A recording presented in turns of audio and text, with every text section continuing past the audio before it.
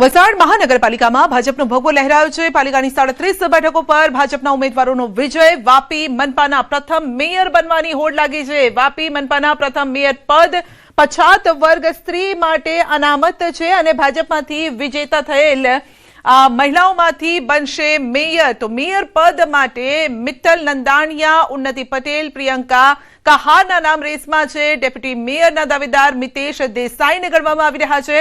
Standing committee chairman માટે સતીશ પટેલનું નામ પણ ચર્ચામાં ચાલી રહ્યું છે। તો આ અંગે વધુ અપડેટ મેળવીશું ભરત પાસેથી। જી ભરત, મહિલાઓની રેસમાં 3 થી 4 નામ અત્યારે આગળ ચાલી રહ્યા છે મેયર પદ માટે। जी बिल्कुल, वापी महानगरपालिकाना प्रथम मेयर बनवा माटे जाणे होड़ जामी छे।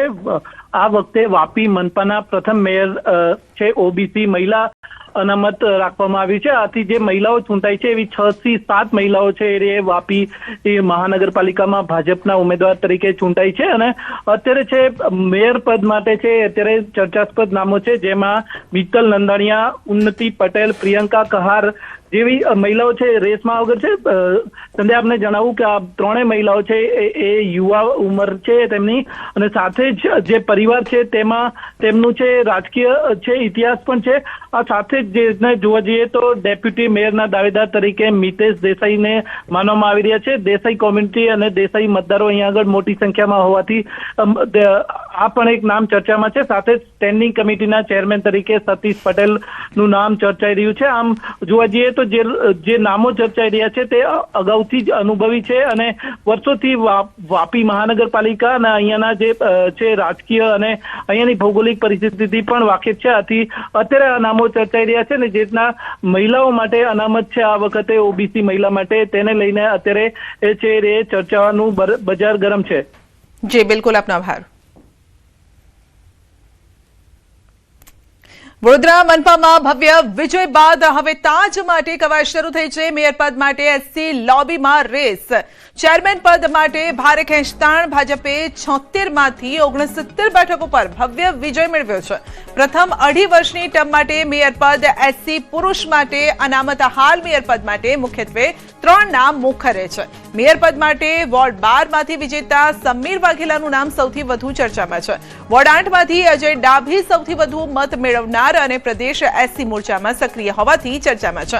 વોર્ડ 18 ના વિજેતા અને પૂર્વ મેયર નિલેશ રાઠોડના વિશ્વાસુ એવા ચેતન પરમાર પણ પોતાની મોટી લીડના આધારે રેસમાં છે અને મલાઈદાર સ્થાન સ્ટેન્ડિંગ કમિટી ચેરમેન પદ માટે પણ પડાપડી ચાલુ છે।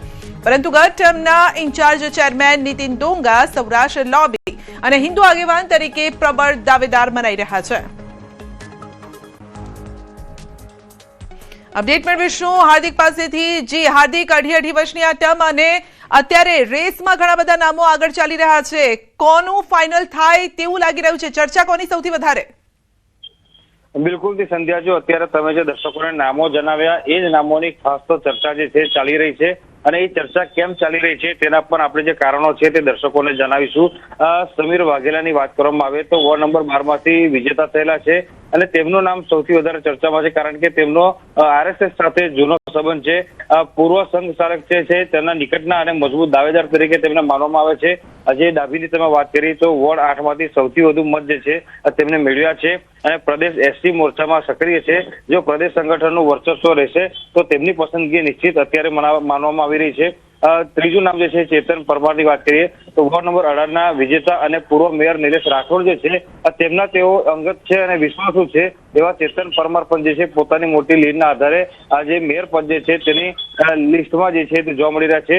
ચેરમેન પદની વાત કરીએ તો ચેરમેન પદ માટે પણ જે છે તે પડાપડી થઈ રહી છે અને આ 5 મહારથીઓ જે છે તેમના નામની ખાસ જે છે તે ચર્ચા ચાલી રહી છે। નીતિન ડોંગાની જો વાત કરવામાં આવે તો ભારે ચર્ચાસ્પદ ચહેરો રહ્યો કારણ કે ચૂંટણી પ્રચાર પ્રસાર દરમિયાન પણ જે છે તેઓ ખાસા એવા લાઇમલાઇટમાં રહ્યા હતા અને સિનિયર નેતા છે, અનુભવી છે અને તેમની જે છે તે સૌરાષ્ટ્ર લોબી અને હિન્દુ આગેવાન તરીકેની જે ઓળખ છે એના કારણે તેઓ પ્રબળ દાવેદાર જે છે તે બની શકે છે।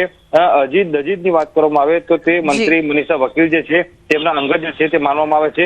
એ ટૂંકમાં કહીએ તો હવે આ જે તાજ જે છે કોના માટે ચડવાનો છે એની સૌ કોઈ જે છે જી તો બસ વેઇટ એન્ડ વોચ, થોડા સમયની રાહ જોવી પડશે। આપનો આભાર। નડિયાદ મનપાના પરિણામ બાદ હવે સંભવિતો મેદાનમાં નડિયાદમાં ભાજપની 51 સીટ પર જીત થઈ છે અને મનપામાં પહેલીવાર થશે મેયરની નિમણૂક. ઈશિત પટેલ અથવા તો મનીષ પટેલ બની શકે છે મેયર. ઈશિત પટેલ ઉત્તરસંડા ગામના પૂર્વ સરપંચ છે અને યુવા ચહેરો છે મનીષ પટેલ પણ પીપલક ગામના પૂર્વ સરપંચ છે. ભાજપ તાલુકા પ્રમુખ રહી ચૂક્યા છે. આ તરફ ડેપ્યુટી મેયર તરીકે મેઘના શાહ અને નૈનેશ પટેલની પણ ચર્ચા છે. સ્ટેન્ડિંગ કમિટી ચેરમેન પદ માટે પણ ભૂમિ બ્રહ્મભટ્ટ અને રીપુબેન પટેલ પણ મેદાનમાં છે. તો વધુ અપડેટ મેળવીશું ઉમંગ પાસેથી. જી ઉમંગ, ચૂંટણી સમયે જેટલી રસાકસી જોવા મળી હતી, નામમાં પણ એ પ્રકારે જોવા મળી રહ્યું છે. કોણ બાજી મારે તેમ? બિલકુલ ચોક્કસ સંધ્યા વાત કરું તો નડિયાદ જે મહાનગરપાલિકા છે તેની અંદર 52 માંથી 51 સીટ પર ભાજપનો ભગવો લેરાયો છે. સૌથી મહત્વનું કે જે મેયર નામ માટે જે નામો સામે આવી રહ્યા છે તેના મુખ્યત્વે 3 જિલ્લા નામ સામે આવ્યા છે. ઈશિત પટેલ, મનીષ પટેલ, હમણાં થોડા સમય પહેલા જે શિલ્પન પટેલ નામના વ્યક્તિનું પણ નામ સામે આવ્યું છે. ઈશિત પટેલ છે તે ઉત્તરસંડા ગામના સરપંચ છે, યુવા ચહેરો છે અને પોતે જયારે ગામના સરપંચ હતા ત્યારે ગામની અંદર અનેક વિકાસના કાર્યો કર્યા હતા અને સિટી જેવું ગામ બનાવ્યું હતું. એવી રીતે જે મનીષ પટેલ છે તે પણ ભાજપના પૂર્વ પ્રમુખ, યુવા મોરચામાં પણ રહી ચૂકેલા છે અને પીપલક ગામના સરપંચ પણ તેઓ રહી ચૂક્યા છે. તેથી એમનું પણ નામ ચર્ચામાં છે. જો મહિલા સામાન્ય સીટોના કહે તો કદાચ મહિલાને પણ મેયર તરીકે ભૂમિના પટેલના નામની પણ ચર્ચા અત્યારે ચાલી રહી છે. ડેપ્યુટી મેયરમાં વાત કરો તો જે મેઘના શાહ છે, જે વિકાસ શાહ છે, નડિયાદના એક ભાજપના આગળ તેમના ધર્મપત્ની છે, તેમનું પણ નામ ચર્ચામાં છે. નૈનેશ પટેલ છે જે પોતે સંજયસિંહ મહિલાના અંગત છે, તેમનું પણ નામ ચર્ચામાં છે. એ રીતે સ્ટેન્ડિંગ કમિટીની વાત કરવામાં આવે તો ભૂમિબેન બ્રહ્મભટ્ટ જે પૂર્વ કારોબારી ચેરમેન ફરીદ બ્રહ્મભટ્ટ છે, જે નડિયાદની અંદર એક લોકપ્રિય ચહેરો છે, તેમના કુટુંબીજન છે. તેમજ રીપુબેન પટેલનું નામ પણ સ્ટેન્ડિંગ કમિટીના ચેરમેન તરીકે અત્યારે સામે આવી રહ્યું છે. પરંતુ હવે ફાઇનલના માર્ગ સમગ્ર ચહેરો સ્પષ્ટ થશે. બિલકુલ, આપનો આભાર.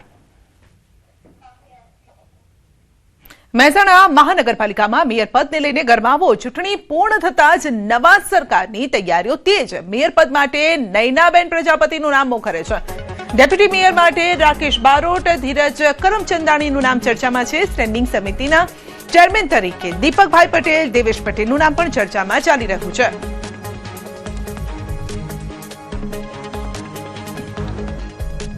વધુ અપડેટ મેળવીશું સંવાદદાતા કેતન પાસેથી. જી કેતન, નામ તો રાજકીય લેબોરેટરી ગણવામાં આવે છે મહેસાણાને, પરંતુ મનપામાં કયા નામો ચર્ચામાં, શા માટે?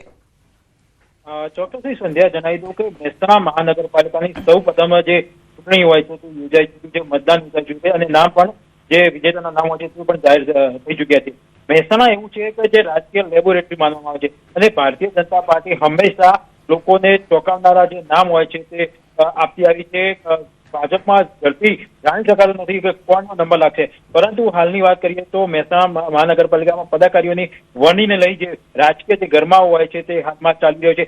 અનેક જે લોકો હોય છે તે ખાસ કરી અને જે પોતાની લોબિંગ હોય છે તે આગળ પહોંચાડી રહ્યા છે અને પોતે જે પદ મેળવવા માટે તૈયારીઓ બતાવી રહ્યા છે અને જે પોતાની લોબી હોય છે આગળ વધારી રહ્યા છે. મહેસાણા મનપાની ઉપર થતા સરકારની જે તૈયારીઓ હોય છે એ જ બની છે, જેમાં ખાસ કરીને નામ વાત કરીએ તો નૈનાબેન પ્રજાપતિનું નામ હાલમાં મોખરે ચાલી રહ્યું છે મેયર પદ માટે. કારણ કે મહેસાણા કમલમ ખાતે જે કાર્યાલય સંભાળે છે જયેશભાઈ પ્રજાપતિના તેઓ પત્ની છે. જી બિલકુલ, આપનો આભાર અમારી સાથે જોડાવા બદલ.